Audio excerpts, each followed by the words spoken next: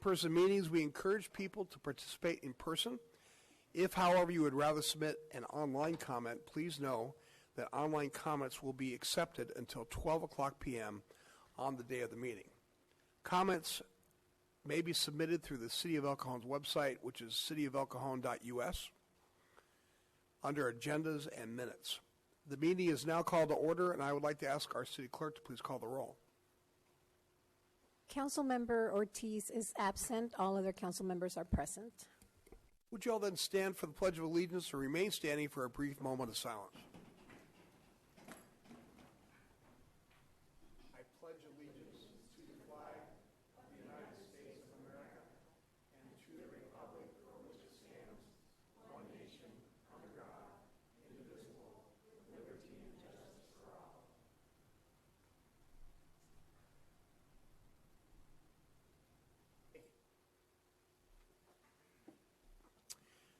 The city clerk posted orders of adjournment of the July 27th, 2021 meetings and the agenda of the August 10th, 2021 meeting in accordance with state law, council, and housing authority policy.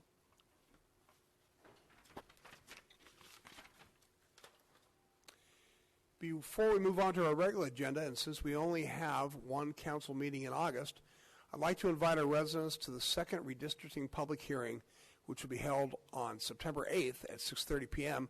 at the Renette Recreation Center. This is your opportunity to learn about and participate in the redistricting process. For more information regarding the redistricting process, please visit the City of El Cajon's website. Now, moving on to presentations. We have one presentation on today's agenda. I'd like to invite Mark Olson, Manager of the Public Relations at MTS, to share with us about this. Hey, Mark. Hello, Mayor, City Council. Thank you very much for this opportunity. And thank you to Councilmember Goebel for being a leader on our board. We certainly appreciate that. You know, he's has very good comments and provides good direction for us, so we appreciate that. So I'm here today to talk to you about a new fare collection system that we are launching in the very near future, and so we thought this would be a good opportunity to come here, tell El Cajon city residents about it. You know, El Cajon's a city that embraces transit. Residents embrace transit. We have a lot of robust ridership on our trolley system and our bus system around here, and so this is certainly a privilege for us to be here today. Next slide. So, as you may know, we had a system called Compass, and we've had it since 2005, 2006, and we're transitioning to a new system called Pronto. And why are we switching to that new system? Well, there's a few reasons. You know, it's newer technology. As we all know, technology ages very fast, and so, 14, 15 years, is a long time in the technology world, and so there's a lot of new opportunities for us to give to our riders. The system is going to be more accessible, so meaning people will be able to buy Pronto in a wide variety of new ways that they weren't able to be before. As I mentioned before, the previous system is just outdated now, and the new features will enhance the rider experience for many El Cajon residents. Next slide. Just some of the key benefits to Pronto over the previous system. The biggest one is fare capping. So what it does is the system's a smart system. It knows that it's always going to give you the best fare. And so how that works is you're never going to pay more than a day pass in a given day or a monthly pass in a given month. So as you board the bus or trolley, you would tap and it would automatically deduct that one-way fare, and then it would keep deducting until you hit that cap of a day pass. Or if you keep riding throughout the month, once you hit that monthly threshold, it'll stop deducting and you'll ride the rest of the month for free. So it automatically knows how much you've been spending. You can also track your usage. There's much more online capability, and certainly mobile ticketing. We've had that before. Now we're going to still have that in a lot of the same ways that we have before, but it'll be even more enhanced, and you'll be able to load money in real time onto your phone. So you have that mobile capability, which a lot of people like now. More locations. So this one's really key. Right now, people can go to an Albertsons or Vons as a retail outlet to buy passes, and that's at about 70 locations throughout the county. That's going to expand, and at the beginning of launch, we're going to have, in about a month, we're going to have about 100 retailers online, and at full build-out, that's going to be 400 retailers out there where you can buy a Pronto pass. So think if you go to your local grocery store and you see all those different gift cards on the end caps of aisles, and it's a lot of big box stores and other places, there's also going to be one for Pronto cards, and so you can buy a Pronto card that way as well as behind the counter. And it works countywide. So it's MTS, NCTD. It'll work on all the different modes of transportation that we have between the two agencies. Next slide.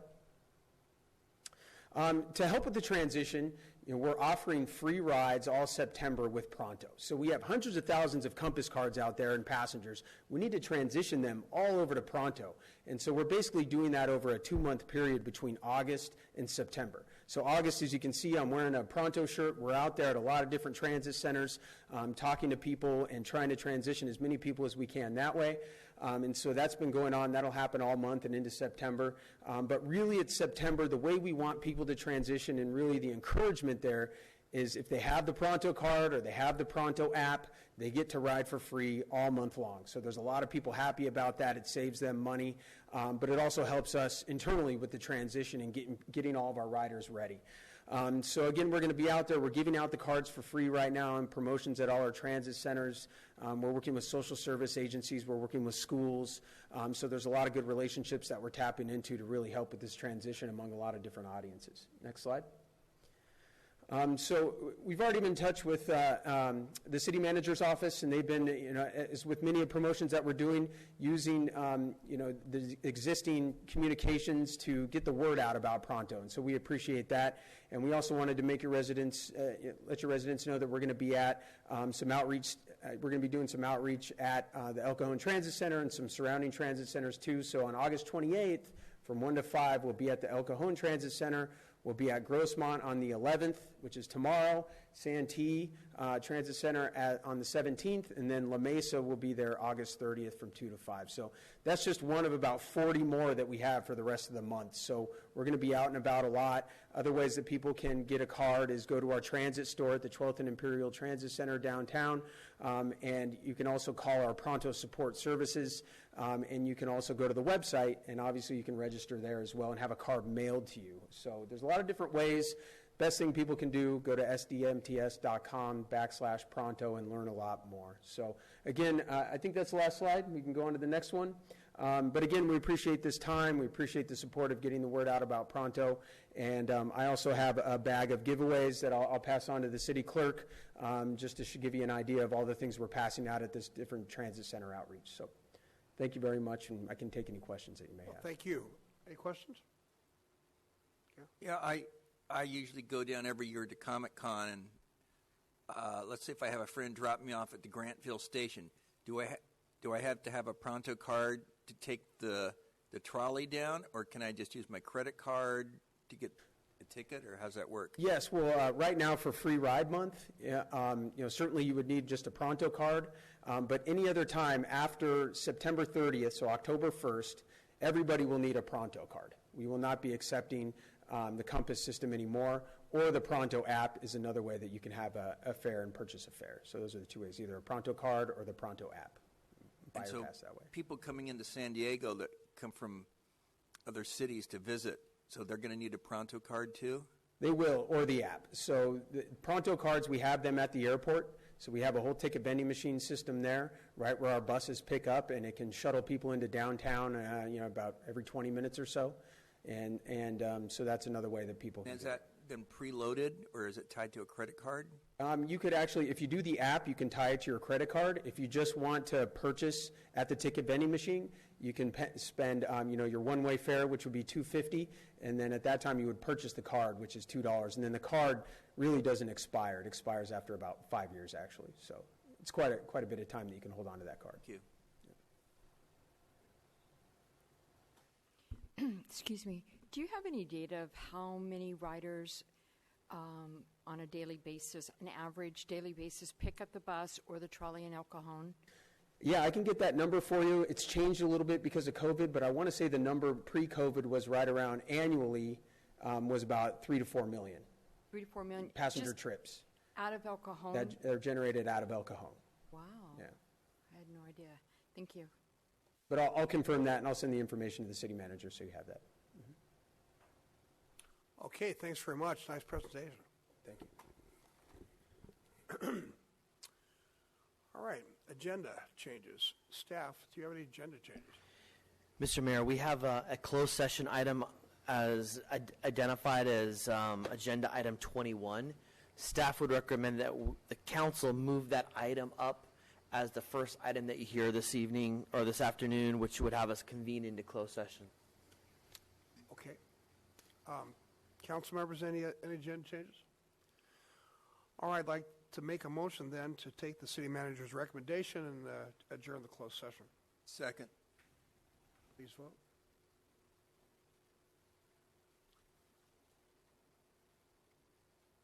Motion carries by unanimous vote. Well, ladies and gentlemen, we don't usually go to closed session so early, but we will be right back. Thank you. Okay, ladies and gentlemen, we're back from closed session. Mr. Attorney, are you going to report out of closed session? Thank you, Mayor. Thank you, Mayor Wells. The City Council met in closed session on item 21, which was brought up to item 1 on the agenda to have a conference with labor negotiators pursuant to Government Code Section 54957.6, and direction was given to the negotiators. Thanks very much. Okay, so we're still back at consent items. Let's get to there. Hold on one second here. All right, we are consent items. Consent items are routine matters enacted by one motion according to the recommendation listed below. With the concurrence of the City Council, a council member or person in attendance may request discussion of a consent item at this time. Council members, do you wish to pull any consent items? And staff, do you wish to pull any more consent items? No, sir. Okay. Angela, do we have any comments for consent items? We receive no comments, sir. Okay, I'll make a motion then to approve the consent items. Please vote. Motion carries by unanimous vote of those present. And ladies and gentlemen, I apologize. I have to go speak at an educational conference, so I'm going to be leaving you, but Gary Kendrick was going to take over, and we'll see you at the next council meeting. Okay, your public comment. Thank you.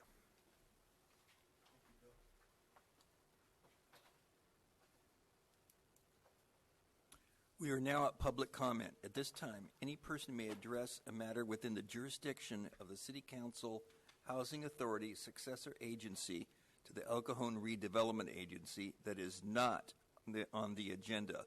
Comments relating to items on today's agenda are to be taken at the time the item is heard. State law prohibits discussion or action on items not on the agenda. However, City Council and Housing Authority members may briefly respond to statements or questions. An item may be placed on the future agenda. Angela, do you have any speakers for public comment? Yes, sir. We received one card from Dr. Andre Evans. Dr. Evans, come on up.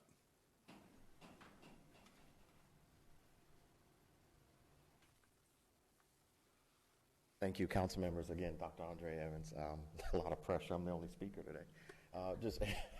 Just wanted to introduce myself as well as the church we represent. We're the Mission Church. We are planting in Rancho San Diego.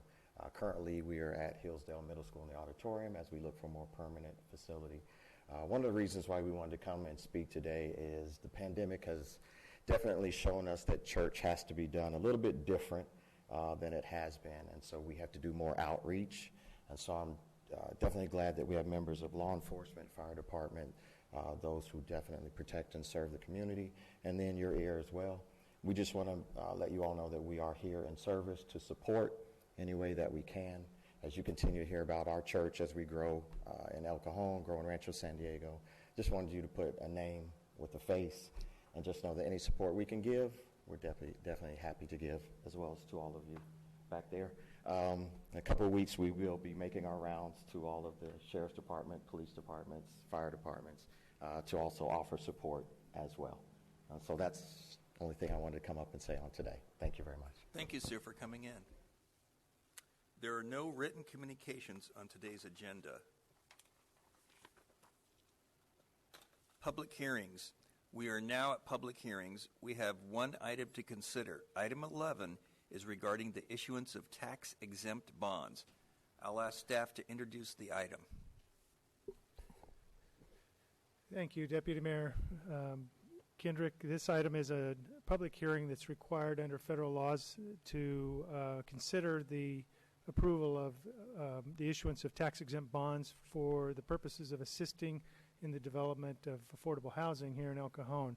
The bonds would be issued by the California Statewide Communities Development Authority for the benefit of Broadway 1 Preservation LP, and that's going to be the developer who's acquiring 2 buildings in El Cajon, one at 1562 East Main and the other at 849 North 3rd Street. In order to get the tax-exempt financing designation and provide a greater means to acquire and develop the properties, the federal law requires under the Tax Equity and Fiscal Responsibility Act, which we refer to as TEFRA, is required to have a hearing in the jurisdiction where the project is going to be performed. This is typically handled here in El Cajon for any projects that even those projects we don't handle ourselves or are not our projects. So today is a date for the public to give their comments on whether they support the issuance of the bonds. This is not an approval of the project as a project. If there's any need for any kind of discretionary approvals for the project, those would always have to come back to you, coming through the Planning Commission potentially and Community Development Department as well. So just today is simply to hear the comments of the public to determine if there are any objections to the issuance of the bonds. The CSCDA plans on issuing approximately $80 million worth of bonds, but these bonds will have no impact on the city whatsoever. There's no requirement that the city is involved in guaranteeing or putting your name on the bonds. That won't occur. They come under the name of CSCDA as well as the corporation or the LP. So again, it's just a public hearing to determine if the bonds should be issued, and it's required by federal law for you to conduct that here in El Cajon. If you have any questions, I'd be happy to try to answer those, and specific project questions would be sent to Jamie Van Revestan, our housing manager. Council have any questions or comments? Councilmember Goebel. If the bonds are approved and the project goes forward, are any residents displaced during the remodel process that the city incurs a cost for? Well, whether there's displacement or not, we would not incur any cost. There's no requirement that we pay for any kind of relocation assistance of that nature. Maybe Ms. Raveston would be able to answer the question on the process itself. Thank you. Good afternoon.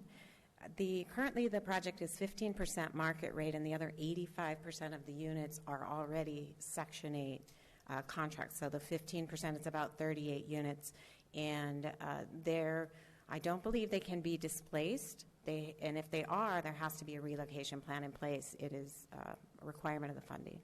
But the city doesn't incur the cost. That is correct. It's the developer and the tenant work it out. That's correct. There's $80 million in bonds, so I think they'll plan for that in the funding. Good, thanks. Michelle, do you have any questions? All right, thank you very much. The public hearing is now open. Angela, do we have any speaker cards? We have no speakers, sir. We have a motion to close the public hearing. So moved. It's been moved and seconded. Please vote.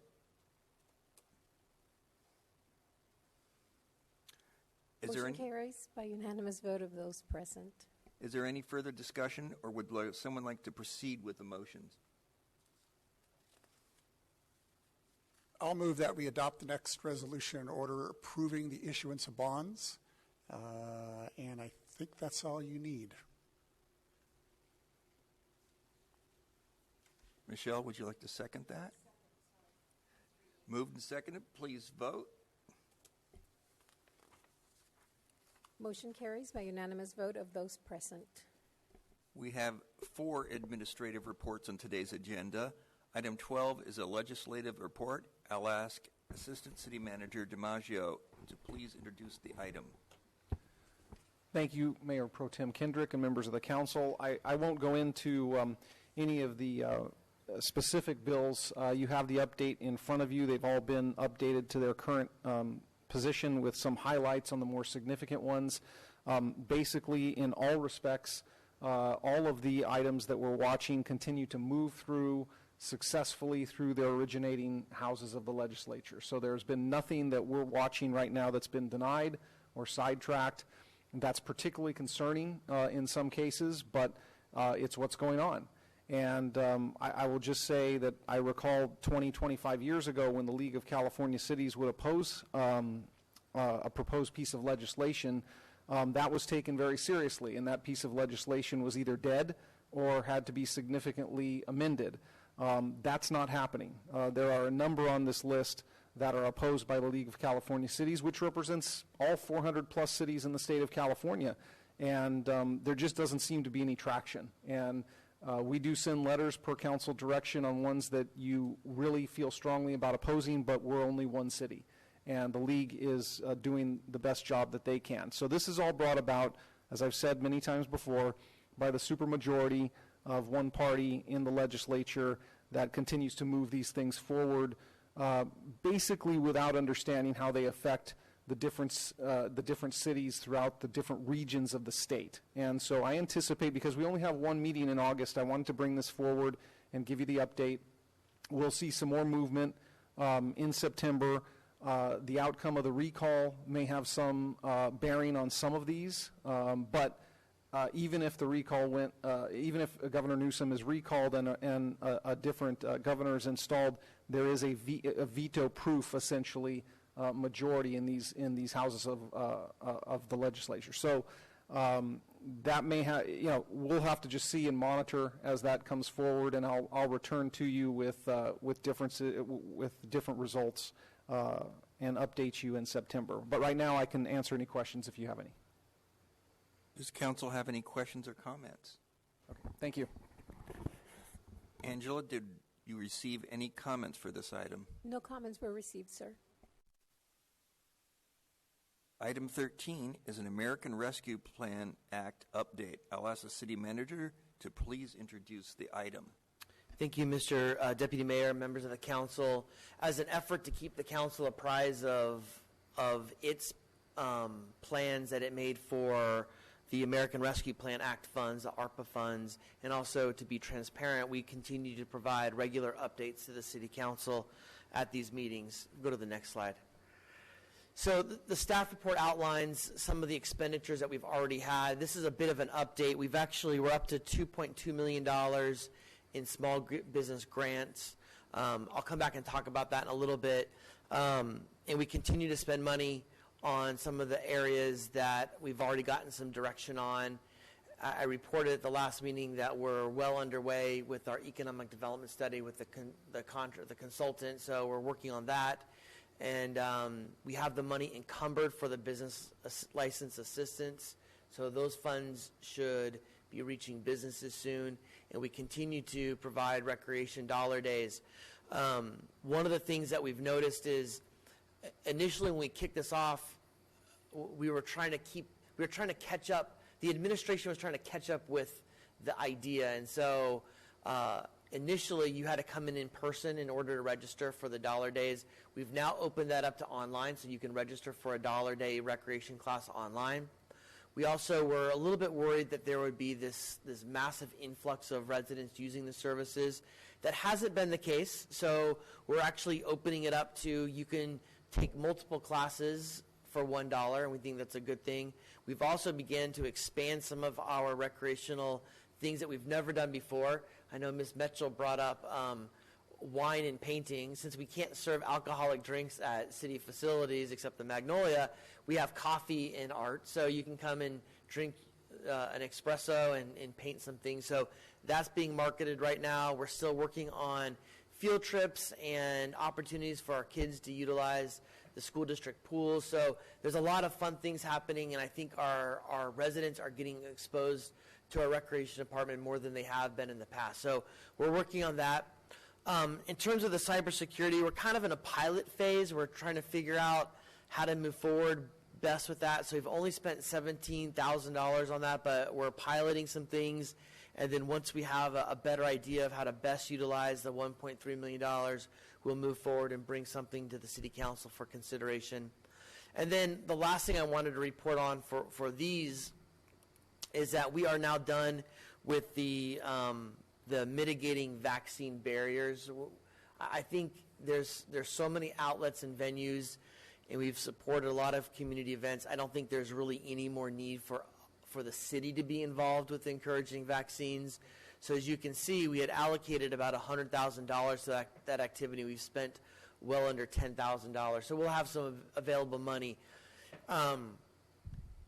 Probably premature to reallocate the money now, but probably as we move closer to the end of the year, we'll kind of have a better sense of how much money we have left over in different pockets, and we'll probably be seeking some council direction on how you want to reallocate some of those funds. So we think those funds will free up.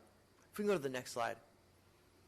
So I just want to report on some things that don't show up on that table, things that are being worked on furiously that don't show any funding expenditure. So for the social work pilot program with the police department, or social worker pilot program through the police department, they're currently gathering information to put together a request for proposal that will go out on the street. So that's being worked on. And then our engineering department is very busy working on the cool zone, solar battery program, expanding the fiber network, and the city entryways. We're hoping to finalize some scope of works and then bring those back to the city council starting in October. So you'll actually see real projects that you'll be approving scopes for, and then we'll go out and bid those projects. So those funds can be expended by the end of the period that we have for the ARPA funds. I wanted to spend a little bit of time talking about the business grant program. So maybe before I launch into that, I wanted to see if the city council had any questions about where we're at right now and progress with some of these other programs. Yeah, I do have a comment on that. I've noticed driving down some of the major thoroughfares in El Cajon that there are some facades that are in desperate need of a little bit of renovation. Do we have any applications for that, or? We've had some of, that gets in a little bit into the grant program, but it does, we've had a few applications. The reality is you can't do much facade work with $15,000. We have set aside, I believe, $3 million for economic development projects. So I think as we move further along, I think maybe we can set up some more robust facade improvement programs, but I think it may be premature until we've expended the grant program. I think you're exactly right, Mr. Kendrick. There's some opportunities for some larger capital projects in our commercial corridors. Thank you. So if we go to the next slide, so the business grant program, we've had 170 businesses take advantage of the program, which is wonderful. Since the last time we met, which is about a month ago, we've actually had 85 applicants come in. So the reality is the rate of applications has actually maybe picked up a little bit over the previous few months. And we currently have 27 pending. So there's a lot of activity happening. One of the challenges, though, is we're getting home-based businesses applying that are clearly not eligible, but there might be a need.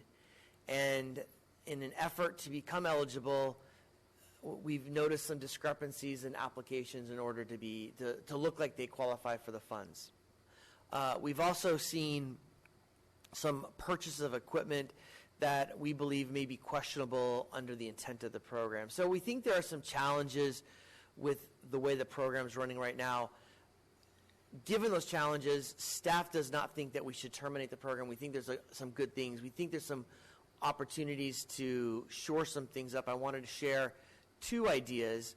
One is in talking with our Assistant City Manager, DiMaggio, and with Ryan Villegas, we talked about better defining what is eligible for purchase and using the Labor Department's definition of durable goods versus non-durable goods makes sense. There is some real value to our businesses to install kitchen equipment or hood improvements in their kitchen. There's a lot of value to that. Where we get a little bit nervous is if a business wants to install TVs, because we have a hard time knowing whether those TVs are going to show up in the business or somewhere else. And so that definition of durable goods, I think, will help shore up some of our concerns about money not being really utilized for true capital purchases that will assist our businesses. The second thing is we think there is some value in having a deadline. In fact, we think some of the reason why we've had an uptick in applications in the last few weeks is because we had a deadline at one point in August, and so even though that deadline has been extended to October, and it was a bit nebulous of how long it'll be open, we do think there is some value in actually having a hard, fast deadline, which can always be extended again, but we think by having a deadline set by December 31st, 2021, we think that gives businesses an opportunity to really figure out what they need, and then we can come back and assess the program and say, okay, what was working, what was not working? Do we want to retweak it? Do we want to allocate money to what Mr. Kendrick talked about, or some other economic development project? So we think that will actually help the program as well by setting that deadline. And those are things that we just need kind of a nod from the council that sounds like a great idea.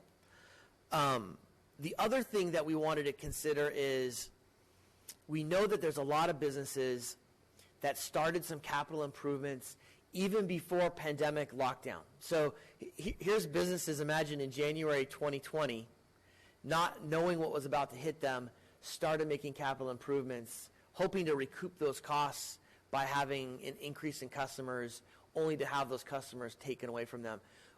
And as we also know, Mr. Goebel and I talked about this, a lot of businesses did capital improvements while they had a chance when there were no customers in their restaurant. So by setting the parameters of new construction projects, it doesn't benefit those that actually invested in their business prior to these grants. So we think there's some value in allowing businesses to retroactively ask for reimbursements for capital improvements, for equipment and other remodels that would require business or building permits or other obvious receipts, and we can go and inspect the equipment purchased back to January 2020. We think that there's some value in that. So we would make that recommendation as part of the discussion today.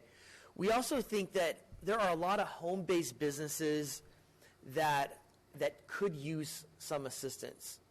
And I know there's a concern about a home-based business that is more of a hobby business versus a real income-generating business for somebody. We think the difference would be whether they have a business license. Most hobby businesses don't have a business license. So we would actually recommend that we expand the parameters of the grant program to allow home-based businesses that have a current business license to be eligible for up to a $5,000 grant.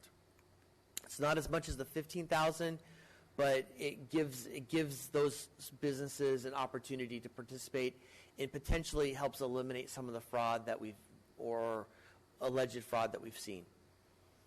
The other thing, we wouldn't recommend this right now because we still think that the purchase of capital equipment is important.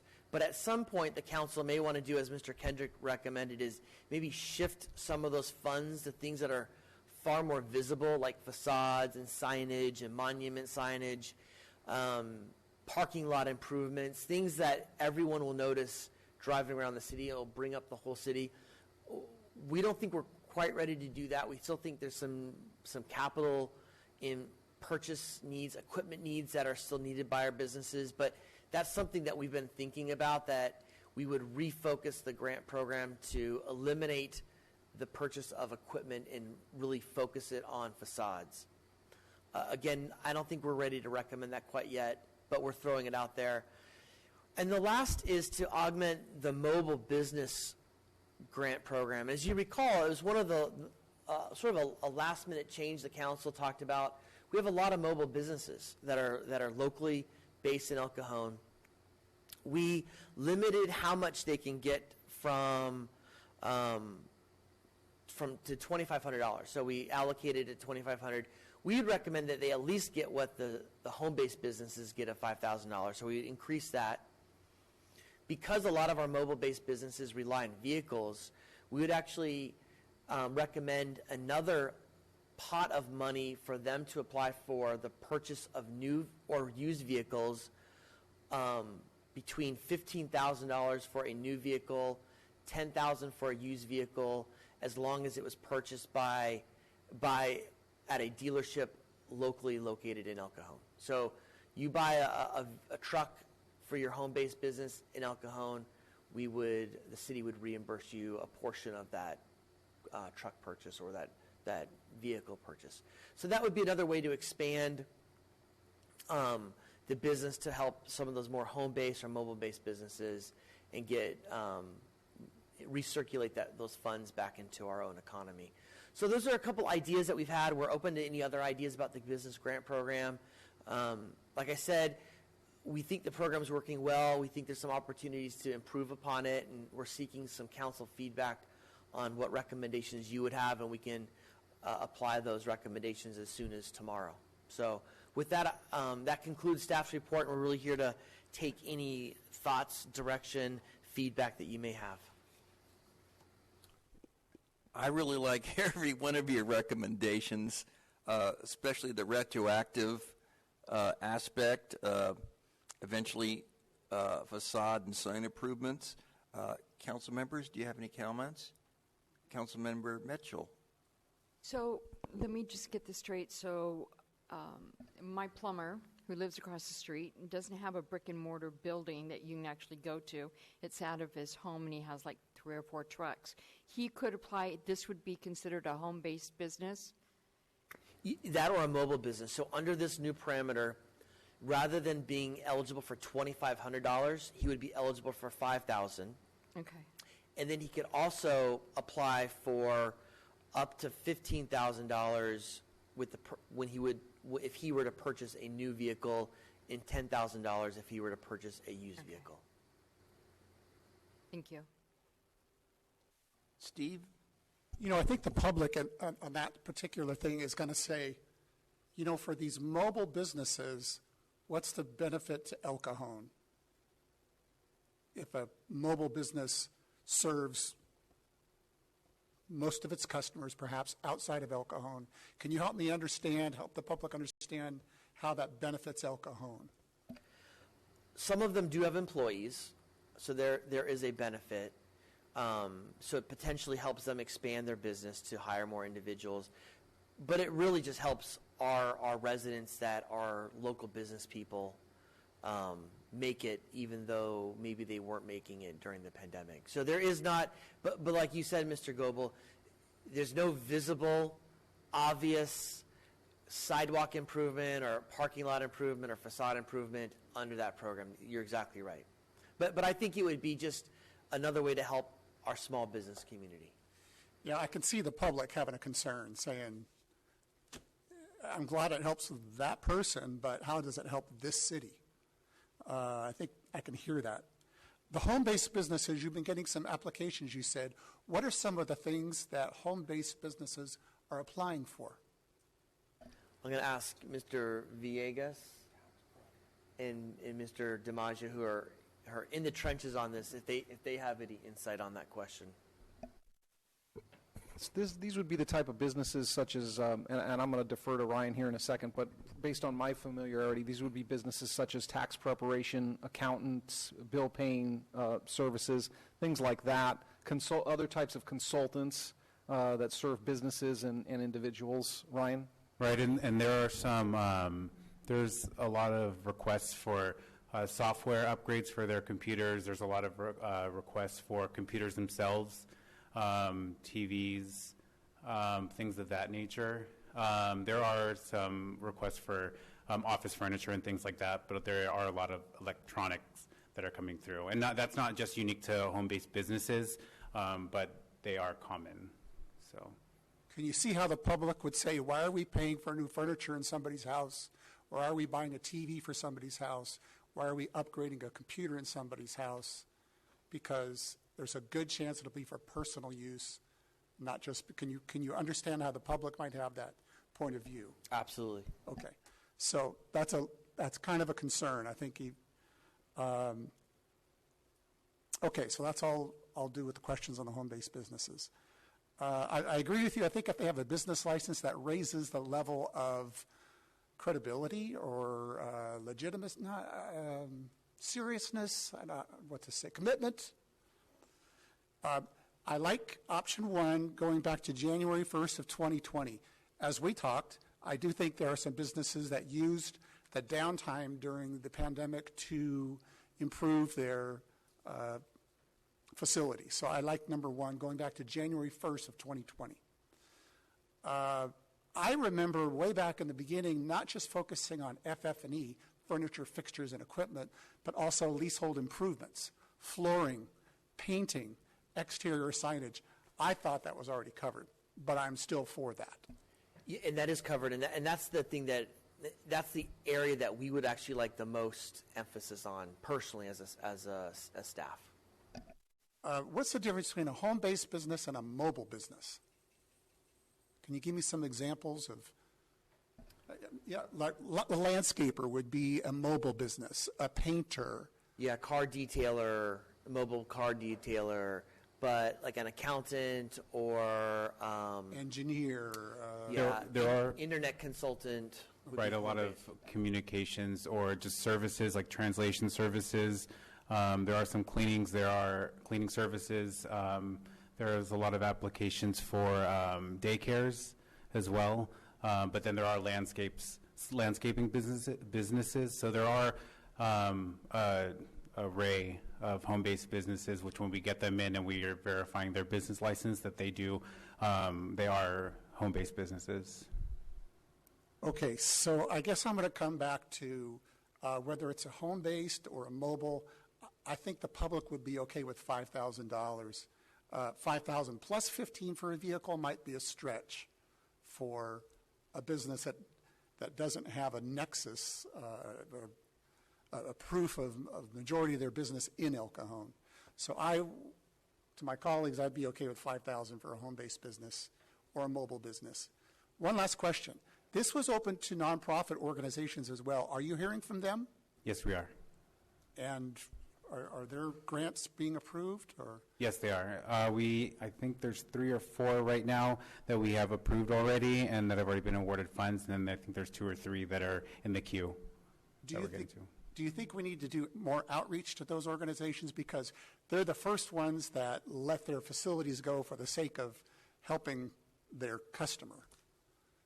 Do we need to reach out to some of these? Like, I know that organization X really needs to make their lot look nicer or to restripe their parking lot or something. Right. I think perhaps so because a lot of nonprofits, their business structure, if you will, is different than a traditional business as far as employees and just how they operate. And so those are some of the barriers or challenges, if you will, that we've encountered when processing them. So I believe so, yes. Okay. I'd love to see these nonprofits. This is a rare opportunity for them to get grant money, and I want to be sure that it's not slipping by because this is their one shot at it, so to speak, perhaps. I don't know. I'm looking at Karina. I'm going, boy, maybe you would like something.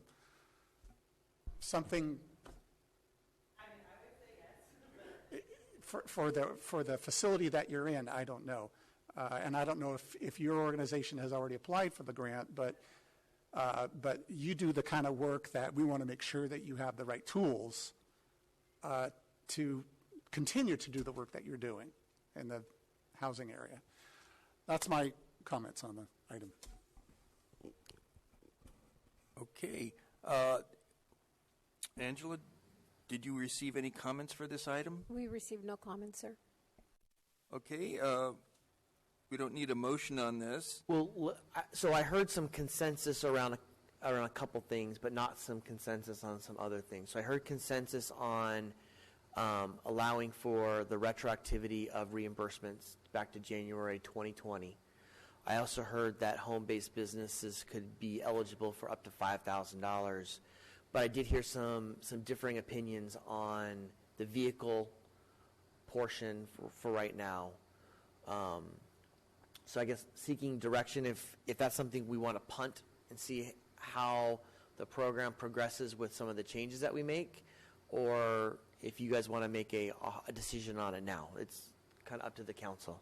Well, I think we have a consensus here except for the vehicles. So maybe we should bring that back when we have full council here. That's fair. And that would give us some time to see, one, how the other funds are being expended, and to see what kind of difference some of the changes that we've talked about have made. So including the durable goods definition and setting that deadline. So we'll kind of see what that does. One of the concerns that we talked about is if you change, we kind of know how the program's going, but if you change everything, then it's hard to really assess what worked and what didn't work. So maybe these, I think Mr. DiMaggio used this word, sort of these baby steps will help us know, okay, that did good or that did bad or that helped or that didn't help. Then we can bring something back for more council consideration. I think that's a good idea. I think periodic analysis as we're going along gives us the ability to get data and make wise decisions.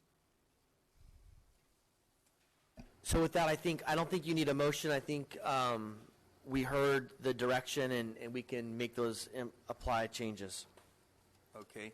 I'm going to call for a 5-minute recess. Okay, thank you.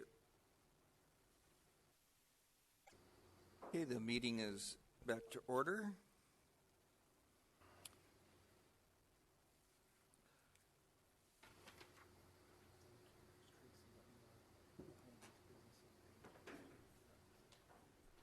Item 14 is a request for an opposition letter to a House of Representatives bill. I'll ask the city manager to please introduce the item. Certainly, Mr. Deputy Mayor, members of the council, at your last meeting under council items, Ms. Mitchell brought up a notion or an idea of opposing House Resolution 127, which is a firearms licensing and registration bill that's moving through the House of Representatives in Congress. The council directed staff to analyze the bill and to prepare a letter of opposition. Staff has done that. It's attached to your agenda.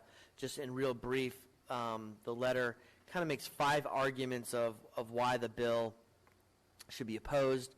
One, it pushes many would-be law-abiding citizens to not register their firearms, putting a lot of folks in an illegal status.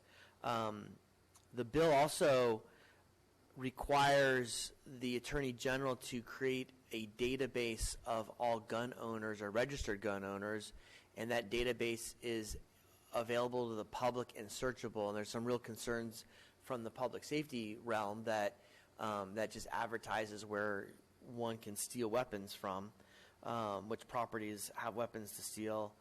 The other concern that we had is if you analyze the 1994 crime bill, which was introduced by former President Bill Clinton, it actually had some unintended consequences, which had a bigger impact on communities of color than it did on the rest of the United States, and it put a lot of in the words that you read in the literature is a boom in the prison population, which is disproportionately impacting minority communities. Staff feels that this bill could have a similar impact on having a disproportionate impact on communities of color. It also creates a system, given the hoops that one must jump through, that it creates a system in which only the wealthy can purchase and own guns.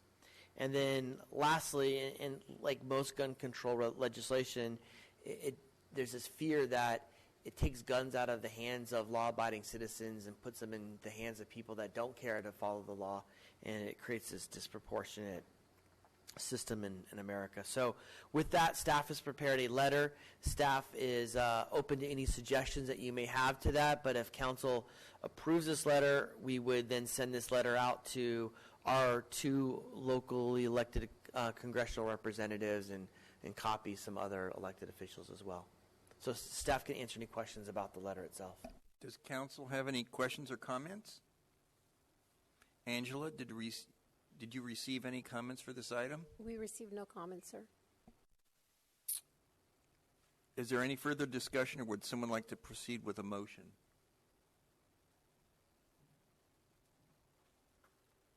I'd like to go ahead and proceed with sending out the letter that we go ahead and have the mayor sign it on behalf of the city council. I'll second. Been moved and seconded. Please vote. Motion carries by unanimous vote of those present. The last administrative report, item 15, is a year-end update on homeless and CDGB programs. I'll ask the staff to please introduce the item.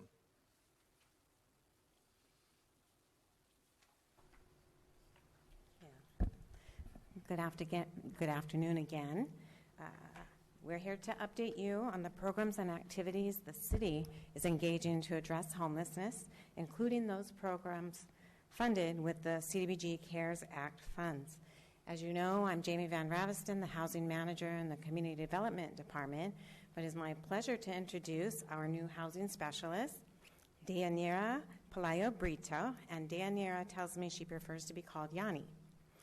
Yanni comes to us with a couple years' experience with the CDBG and home programs, and so she's familiar with many of the requirements of the HUD funding, including the CARES Act funding. So Yanni and I will be presenting the administrative report together. Yanni will get it started, and I'll come back in near the end, and we'll both be available for any questions. Okay, Yanni? Thank you, Jamie.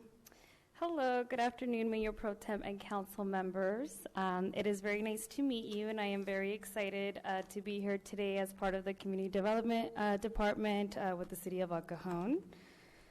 I am also happy to inform you all that for the last 18 months, since January 2020, the city has allocated almost $2.9 million for homeless programs and the CDBG CARES Act programs. Here's a snapshot of the allocation breakdown by program that makes up that nearly $2.9 million. The largest programs allocated since January 2020, those are El Cajon Homeless Outreach with an allocation of $400,000, the East County Transitional Living Center Emergency Shelter with an allocation of $585,294, the Rental Housing and Utility Assistance Program with an allocation of $672,362, which Jamie will also be discussing this program a little further. And the two newest programs, which are the Emergency Scatter Site Motel with an allocation of $400,000 and the Acquisition and Rehab of Facility with an allocation of $299,307. The exact allocation amount totals up to $2,897,750, which is a great amount. We also did break it down by expenditures and results for each of these programs. In total, we have $1.4 million that has been spent in the past 18 months. With that, a total of 2,892 individuals have been assisted to date with the nearly $2.9 million. Out of that total, 601 individuals have been permanently housed. Now, these numbers do not include the Emergency Scatter Site Motel and the Acquisition and Rehab, since these programs were awarded in May 2021 and are just eligible for expenditure starting July 1st, 2021. Additionally, here's a graph representing permanent housing connections since July 1st of 2017. This provides accomplishments for the combined number of persons permanently housed between both a Way Back Home program and the Housing Connections program. That is a total of 193 persons between these two programs who achieved permanent housing. I will go ahead and leave you with these interesting points in our year-end update in addressing homelessness. And I will now go ahead and turn it over to Jamie again, who will proceed with the remainder of the presentation.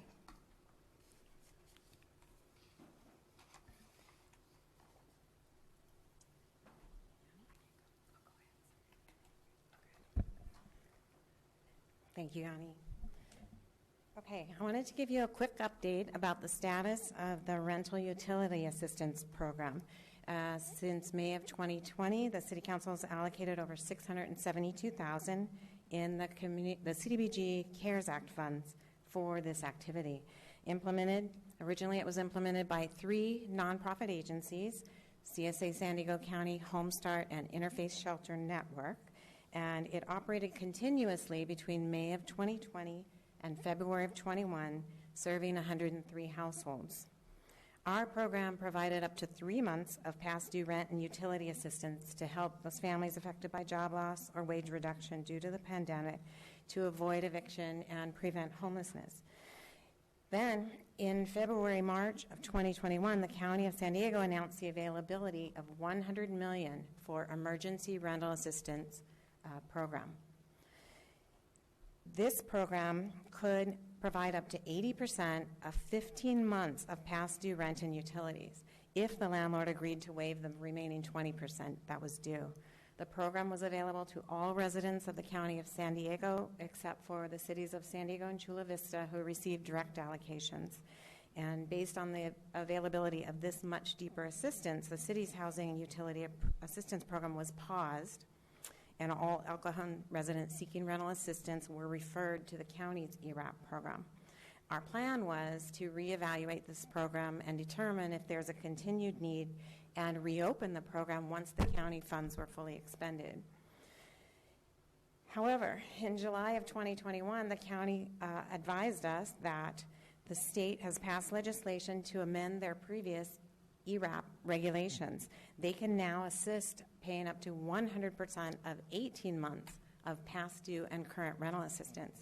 So they also advise us that they're going to be receiving another $98 million in ARPA funds, and they're going to apply it to this program. So the county immediately went to work and made back payments to all the folks that had previously been awarded the lower amount, the 80% of 15 months. They backfilled that to 100%, and they can now assist up to 18 months of assistance. So this table is after they implemented the backfilling, and this is what they provided to us through July 26. Total applications submitted, total households awarded, and total awarded in that jurisdiction. And I've highlighted for you El Cajon and then the grand total overall. And again, this data is already 2 weeks old, so they've probably assisted even more than that.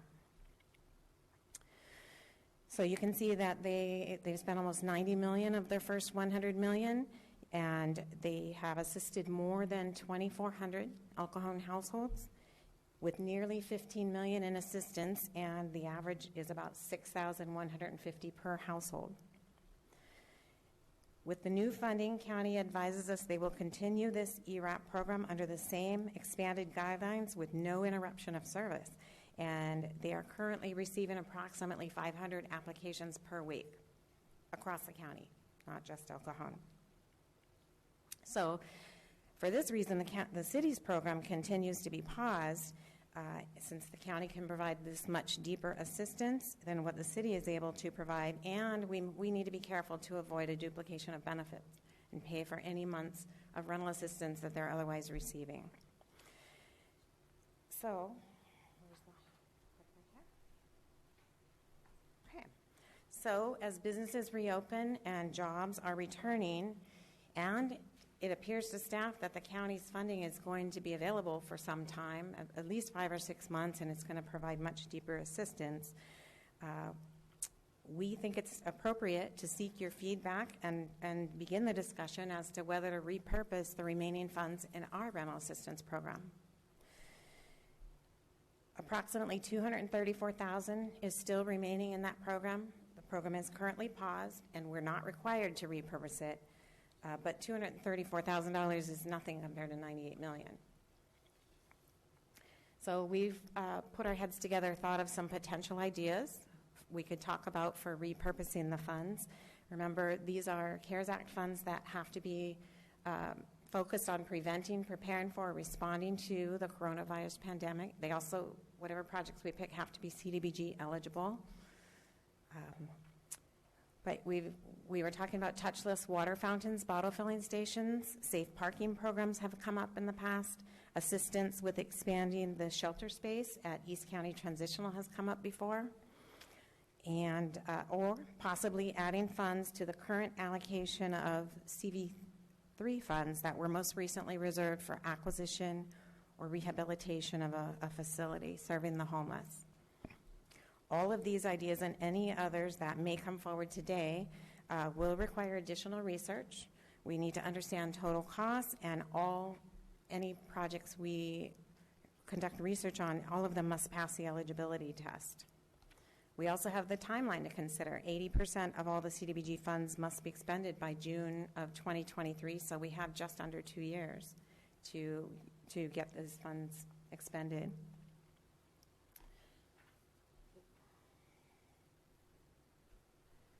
So, staff's recommendations include seeking council's feedback today and direction for potentially repurposing the CDBG CV funds currently reserved for rental assistance to another eligible activity or activities, or we have the option of continuing to pause the program.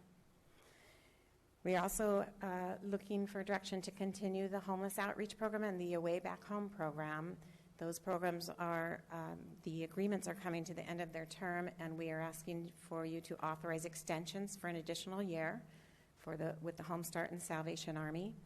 Continue to support the East County Homeless Task Force, and continue working with neighboring jurisdictions, including the county, on the regional approach to address homelessness here in the East County, and continuing all other activities currently underway to address homelessness. With that, staff welcomes council's feedback, and we are prepared to answer any questions you may have.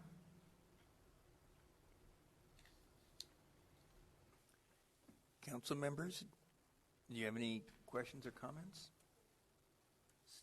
Steve? The County Employee Rental Assistance Program, ERAP, what are the qualifications for that? Very similar to our program. Residents need to be low income, so 80% of AMI or less. They need to have a relationship to COVID, either a job loss, wage reduction, or some other direct or indirect cause for not being able to pay the rent.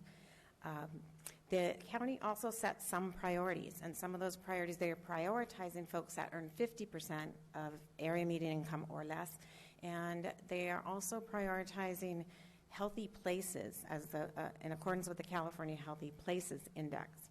So El Cajon happens to be one of those places where the residents here are determined to be challenged with access to services. And so El Cajon does get some attention in their outreach program, and then that's why you saw the big numbers in terms of El Cajon residents utilizing the program. And when does the 18 months of assistance expire? It started, I know when it started, the original time period was April 1st of 2020 through March 31st, and then 3 months of prospective rent. They've extended that through June and 3 months of prospective rent. So that would be July, August, and September would be covered.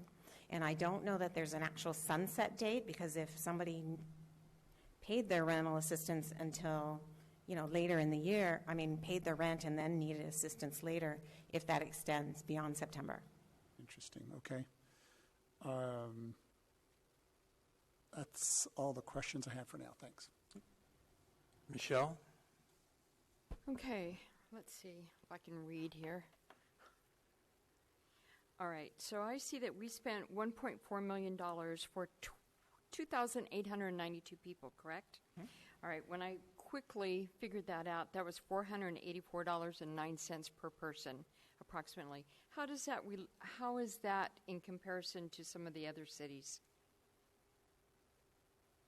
Is it more, are we spending less than other cities and getting similar results, or are we spending more than other cities and I have not seen data from other cities specifically. What we're reporting here is the number of folks that have received services and the number that have been permanently housed, because we know you have expressed that as a priority and a goal. I don't have information to be able to address that on other cities. I can tell you for shelter bed counts, we've got it all. Right, and I have Right. heard that other cities spend a lot more money than we do as a city, and they're not servicing as many people. The results are not as good. Is it possible on some of these rental assistance programs for not the tenant, but for the landlord to apply for rent because the tenant, for whatever reason, does not want to apply for assistance, but yet the landlord who owns the property is out, maybe 15, 18 months worth of rent, and I have seen where renters are under the impression that they don't have to pay the rent because there's a moratorium. They never lost their job. They still were able to pay the rent, but refused to pay the rent because they thought, well, I don't have to because there's a moratorium, not understanding that what it was all entailing. So is it possible for landlords to apply for that? In the county's program, yes, the county. In the city's program, we currently restrict it to residents only, and that would be because typically landlords are not low income. Right. So I understand that, but they've been denied their income, and there are some landlords who this is their income. Say they have their mortgage on their own home, they inherited grandma's house, they rent it out. I've also been contacted where landlords have houses and no one is paying their rent, and now they're going to have to sell those houses because they're in arrears with their mortgage payments or whatever. Now they're going to have to sell those houses, and those houses possibly may not be rented back out. They may be bought by investors or, just purchased. They're single-family homes. So is there anything in sight for these guys? for landlords, they can apply to the county's emergency rental assistance program. All right, I'll let them know on that. I like the idea of the safe parking program. Did you have a location kind of chosen or considered to do a safe parking? And I understand that a lot of opponents to helping homeless is that, if you provide all these services, they're going to, create more of an influx. However, we still have people that are sleeping in their cars or their mobile homes, or not mobile homes, but motor homes. And it just seems like if we had a safe parking, that, would help ease some of their stress. They're not sitting out in front of someone's home. It's in a designated area. And then couple that with the touchless water systems, having that available maybe at the parking. Do you have any idea of location or anything? So we as staff have not talked about a location. Right now, the city doesn't have that many assets. I would not recommend as a staff person at this time, unless directed by the council, that we relocate one or that we locate one of these facilities on city property. The way I see it happening, if this is a program that is going to move forward, is that we would put out almost, for lack of better words, I'll use a request for proposal, where we could say we can contribute X amount of money if you're interested in doing it, and then it's got to meet these certain parameters. For example, an organization has approached the city about placing one of these literally in the middle of a residential neighborhood, surrounded by single-family residents on all three sides, right? That's probably a parameter that you wouldn't want as a city council. So if you set the parameters, we would then put out an RFP, and then service providers or organizations can say, we are not only qualified, but we can guarantee that we can serve this number of people. That would probably be the approach rather than us taking the lead. Right. And the same would apply for, we've allocated almost $300,000 for conversion of a facility to a shelter. That doesn't even scratch the surface of what a shelter would cost, right? It's really more like $3 to $5 million. This would just be that little bit extra to get somebody over the hump if they already had a business plan that would do that kind of work. So I don't know if that answers your question, No, it but does. we're not ready, staff's not ready to propose a certain location that we control right now. No, and I don't think that the government needs to be in the business of providing a shelter. That's the other thing, too. That's not our goal as a city, but I do know that it is a big concern for our constituents here and for the residents. There's a lot of people who are concerned about the homeless, feel bad for them, but hey, we're not supposed to be spending, city funds on that. So having said that, maybe I do like the touchless water. We're trying to promote more activity from residents, get out there and walk. And if you bring your own little water flask or whatever, it'd be kind of nice to have, oh, wow, there's, water. I can go ahead and get water. And then plus two for people visiting the city that are walking and then the homeless. I think that we should continue with some of the programs that we're already doing, like with the ECTLC, the homeless outreach, a way home back, and the rotational shelters. I think that I agree. I think that should be something maybe to consider. But we only have how much money to spend? The remaining funds from the rental assistance is about $234,000. Yeah, that's not going to maybe go just very over. far. Yeah. But it's a start. But, whatever you guys come up, I'm sure that you'll come up with something that will be prudent and a good spending of the money. Thank you. Steve?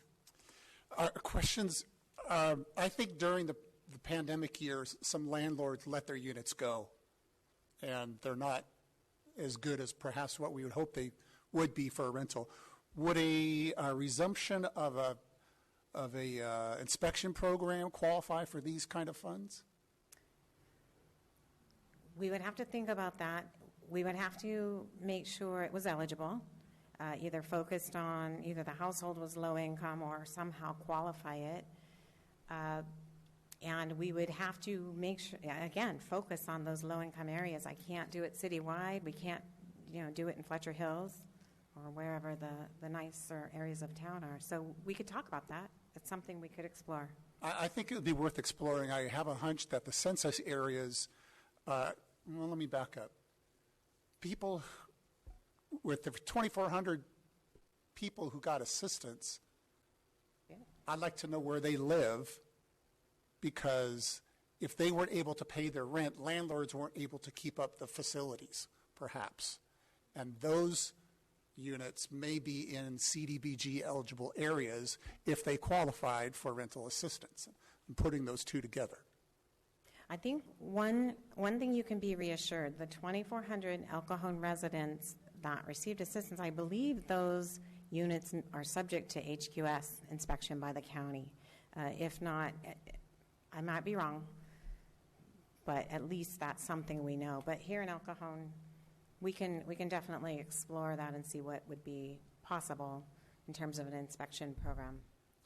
We used to have one, and it was delayed or temporarily suspended is the word for the COVID sales tax hit. So what are your thoughts on that? So as we're staffing up, that's something that can be brought back for sure.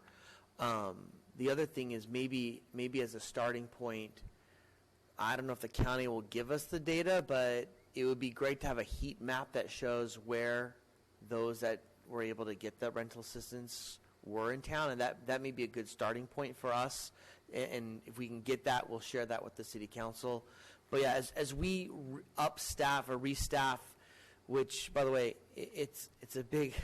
We were down so many positions. Our poor HR staff is pretty frantic getting everyone staffed up. But that would be one of the programs that we'd bring back as we're fully staffed. And one thing you need to remember, Mr. Goebel, is that, and council, is that we can't force an inspection program on the landlords. We can only react with a good cause to get an inspection warrant if there's a complaint that the properties are below habitability standards, and then we'd have to get an inspection warrant. If completely voluntary and they do allow us in because they want to get the funds, that's a different issue. Yeah, okay, understood. The cleanliness aspect, there's been parts of the city that really could use a good scrubbing on the sidewalks and some of these things, because as the pandemic has perhaps put some people outside and we have not had rain, the public has said, we'd love to have a cleaner city. Is that eligible for this kind of money in those areas? We would have to think about who will benefit from that, other than, perception. We have to think about it in terms of quality of life and who would actually benefit. It's not a service. We would be providing directly to beneficiaries. So I think we might have trouble determining that one to be eligible. I'll be more specific. There's sidewalks on East Main between Melody and Oakdale that really need some help. And because it's a constant source of camping. And we move them along, and it's bad. We should not allow that to happen. We're better than that. And the people who live in the apartments deserve better than that. So that would be an area, I think, that might be in a census tract area, that cleaning the sidewalks enhances the quality of life for people who are affected by the pandemic. We can explore that and look at the eligibility for that. And beyond the CDBG money, I think we really should push that up. My opinion is we should put that up higher in the priorities. There are some really bad sidewalks around town, and it's time to clean them up. Well, as you recall, as part of the City Council goal-setting session on addressing homelessness issues, that was one of them. And so we're in the process of procuring a contractor to help us to do that. Okay, if that's in the works, that's great. The corner of Greenfield and East Main, it's got bird stuff on it that's been there for 3 years, and that's just no longer acceptable in El Cajon. There's sidewalks in our downtown area, and a gallery owner said that there's stuff by the pillars. That's not acceptable anymore in El Cajon. We've got to. It's fired me up. We got to do better. So I'm glad to hear that that's on the active list of projects. Any other comments? I do have a comment. I like all those recommendations, especially the emergency motel stays, ECTLC emergency shelter, homeless outreach. In fact, this may be a time I can ask the city manager about the great success story out there in front of the county credit union. How we got so many people into programs. Well, we didn't do anything. Actually, Homestart and Karina's team actually did that. They reached out to those folks and were able to get a good number of them into some services and connected. Unfortunately, some of them have come back, and they're now in the Promenade area, Prescott Promenade. But Ms. Hernandez shared with me earlier today that they actually have done some outreach in that area as well. And I know it's been an area that we've gotten some complaints recently, but in driving by today, it actually looked pretty clean. So, yeah, I'm really happy about their efforts on that. That's getting them to programs, getting them back home. All those things are just great. So it makes their lives a lot better too. It helps everybody. It's a win-win. Angela, do we have any cards on this item? No, sir, we do not. Okay. So there was no motion required, only feedback. So moving on to commission reports. There are no commission reports on today's agenda. Council activities reports. Mine are as reported. Council members, Mr. Goebel. Mine's as reported as well. And Ms. Mitchell. Yes, I have an addendum or an add-on. So I've neglected to put down on my report that I was going to the Home of Guiding Hands and their award ceremony, and I had the distinct honor of accepting an award for the City of El Cajon. This is for the 2021 Community Partner of the Year, and it says, "Thank you for your unwavering support. We are proud to call you our partners." So I accepted this on behalf of the City of El Cajon, and I will now pass this on to whoever wants it, or it goes back to my desk in my house. So I think that's about it for me. Thank you, Michelle. There are no general information items for discussion and no first or second readings of ordinances today. The closed session was moved to the beginning of the meeting per action taken under agenda changes.